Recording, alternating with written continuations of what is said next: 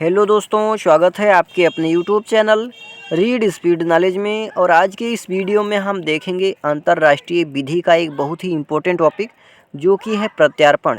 ये topic LLB और BLLB दोनों ही क्लासों के लिए कॉमन है। तो इसके अंतर्गत हम देखेंगे प्रत्यार्पण क्या है, प्रत्यार्पण का अर्थ क्या है, प्रत्यार्पण की परिभाषा, प्रत्यार्पण की आवश्यक शर्तें एवं उसकी आवश्यकता क्या है और किन अपराधियों का प्रत्यार्पण नहीं होगा। तो चलिए वीडियो शुरू करते हैं। वीडियो शुरू करने से पहले आपसे गुजारिश है कि चैनल पर यदि नए हैं तो चैनल को सब्सक्राइब कर लीजिए, बेल आइकन प्रेस कर लीजिए ताकि आने वाले वीडियो की हर एक नोटिफिकेशन सबसे पहले आप तक पहुंचे। तो चलिए वीडियो शुरू करते हैं और सबसे पहले देख लेते हैं प्रत्यार्पण क्या है या प्रत्यार्पण से आप क्या समझते हैं। तो साधारण अर्थों में जब कोई व्यक्ति अपने देश में जहाँ वो रहता है, जब कोई व्यक्ति अपने देश में जहाँ वो रहता है, जहाँ वो निवास करता है, अपराध करके दूसरे देश अपराध के दंड से बचने के लिए भाग जाता है। यानी कि जब कोई व्यक्ति जहाँ वो रहता है यानी कि अपने मूल देश में अपराध करके दूसरे देश में अपराध के दंड से बचने के लिए भाग जाता है, तो उस भागे हुए देश से उस अपराधी को वापस लाने की प्रक्रिया ही प्रत्यार्पण कहलाती है।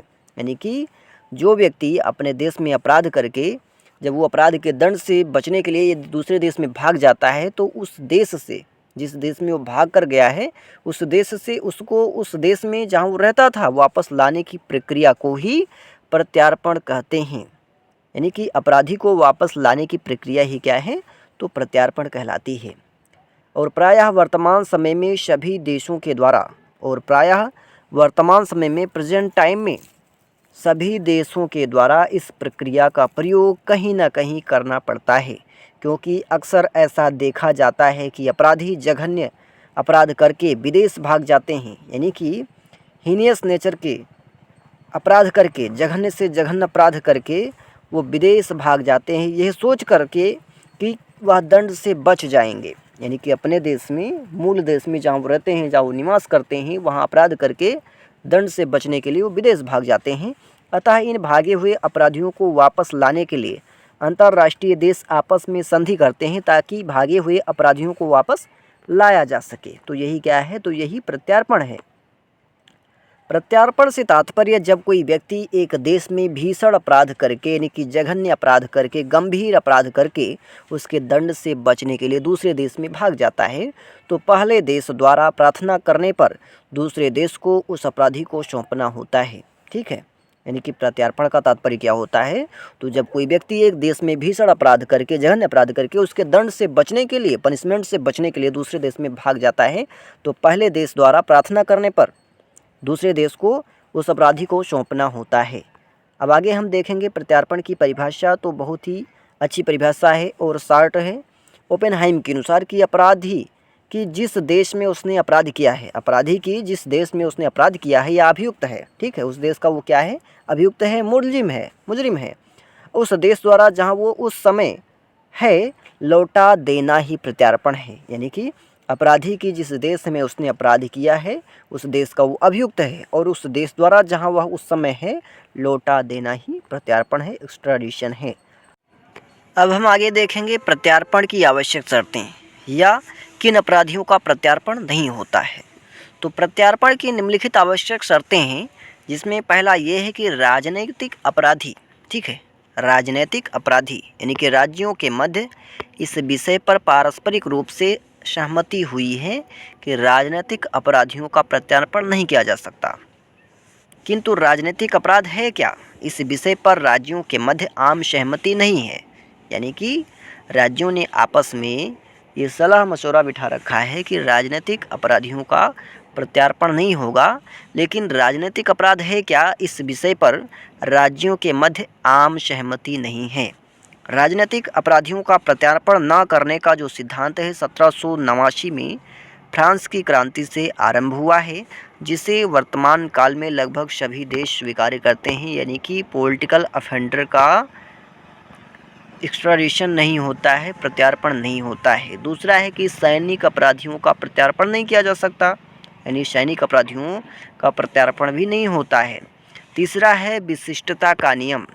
चूँकि अपराधी का प्रत्यार्पण किसी अपराध विशेष के लिए होता है, इसलिए वह देश उसी अपराध के लिए प्रत्यार्पित व्यक्ति के विरुद्ध मुकदमा चला सकता है जिसके लिए उसका प्रत्यार्पण हुआ है। किसी दूसरे दोष के लिए उसको दंड नहीं दिया जा सकता, उस पर मुकदमा नहीं चलाया जा सकता। चौथा है कि प्रत्यार्पण के लिए आवश्यक है कि अपराधी द्वारा अपराध किए जाने के तथ्य का प्रथम दृष्टया या साक्ष्य है। ठीक है। अगला है कि दोहरी आपराधिकता का नियम होना चाहिए। इसका तात्पर्य यह है कि प्रत्येक संबंधित अपराध की दोनों देशों की आपराधिक विधि में अपराध के रूप में घोषित किया गया हो, अर्थात अपराधी द्वारा किया गया कार्य दोनों देशों में अपराध होना चाहिए। यदि एक देश में अपराध है और दूसरे देश में अपराध नहीं है तो फिर ऐसे अपराधी का प्रत्यार्पण नहीं होगा। छठवां है प्रत्यार्पण संधि, यानी द्विपक्षीय संधि होना चाहिए। दोनों देश को बीच में प्रत्यार्पण की संधि द्विपक्षीय संधि होनी चाहिए, यानी प्रत्यार्पण के बारे में अंतर्राष्ट्रीय विधि के अधीन कोई भी निश्चित नियम नहीं है, इसलिए प्रत्यार्पण बहुधा द्विपक्षीय संधि पर आधारित होती है। सातवां है संधिगत नियमों की पूर्ति। प्रत्यार्पण के लिए आवश्यक है कि प्रत्यार्पण के पूर्व राज्यों ने संधिगत नियमों को पूरा कर लिया हो। अब हम आगे देखेंगे प्रत्यार्पण की आवश्यकता क्यों है।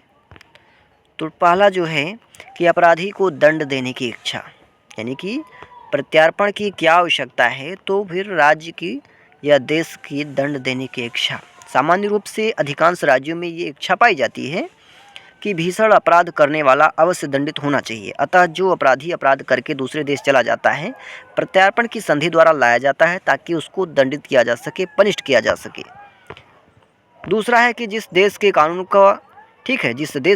को अपराधी ने भंग किया है वहीं उसके गवाह उपलब्ध रहते हैं, यानी कि यदि कोई अपराधी अपराध करके दूसरे देश में भाग गया है तो उसको वहाँ भी दंड दिलाया जा सकता है, लेकिन वहाँ पर उसको दंड क्यों नहीं दिया जाता, क्योंकि जिस देश के कानून को अपराधी ने भंग किया है, वायलेशन किया है, उल्लंघन किया है, वहीं उसके गवाह उपलब्ध रहते हैं। क्योंकि जब उसने अपराध भारत में किया तो उसके जो गवाह होंगे, विटनेस होंगे, वो विदेश में थोड़े ना होंगे, भारत में ही होंगे, अतः उसे वहाँ लाना आवश्यक होता है। ठीक है। तीसरा है कि प्रत्यार्पण से भयंकर अपराधी भी भयभीत रहता है, क्योंकि भयंकर से भयंकर अपराधी भी ये जानते हैं कि हम यदि अपराध करके विदेश भाग गए तो प्रत्यार्पण के द्वारा आखिर में हमको वहाँ से खींचकर यहाँ आना ही है, खींचकर लाया ही जाएगा, तो क्यों अपराध किया जाए। तो इसका मतलब ये है कि प्रत्यार्पण से भयंकर अपराधी भी भयभीत रहते हैं, अपराध करने से डरते हैं। अगली आवश्यकता है कि प्रत्यार्पण एक व्यवहारिक समस्या का समाधान है। प्रत्यार्पण यानी एक्स्ट्राडिशन क्या है, तो व्यवहारिक समस्या का समाधान है। तो आज के लिए इतना ही, मिलते हैं किसी और वीडियो में। तब तक के लिए जानकारी पसंद आए तो ज़्यादा से ज़्यादा मित्रों में शेयर करें, लाइक करें और चैनल को सब्सक्राइब करें। साथ ही नए टॉपिक के लिए कमेंट कर सकते हैं।